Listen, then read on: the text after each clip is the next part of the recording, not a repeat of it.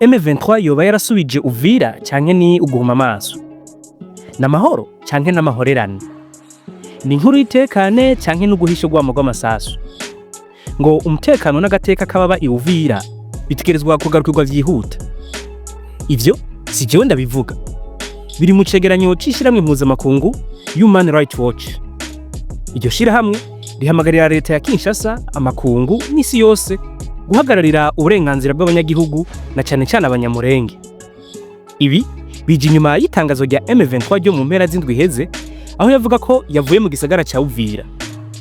Itariki 10 Kigarama 2025 niho M23 yafata Uvira, harimo n'imbibe zihuza Kongo n'u Burundi. Inyuma yo kuremerwa n'amakungu, haheze imisi 5 gusa, M23 yaratangaje ku ncuro ya mbere ko ivuye muri ico gisagara ngo mu ntumbero yo kubahiriza amasezerano ya Washington. Amajambo meza, amajambo aremereye, ariko isi iratekana mu majambo.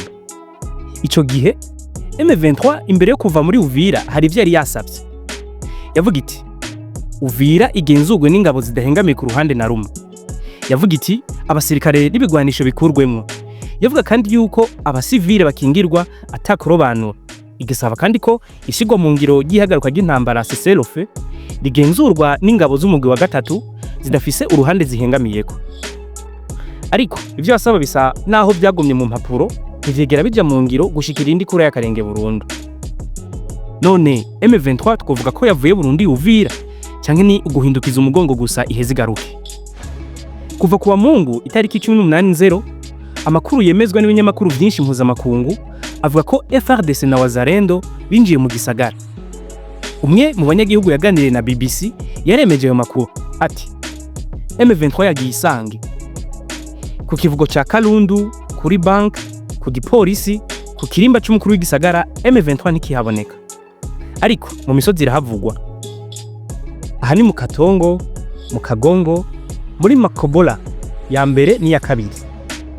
Ariko gushika ubu ngo ubuzima bwa misi yose ntiburasubira kubandanya bishemeye. Amashure ngo ntarugururwa kubera ubutegetsi bw'igihugu butaragaruka neza.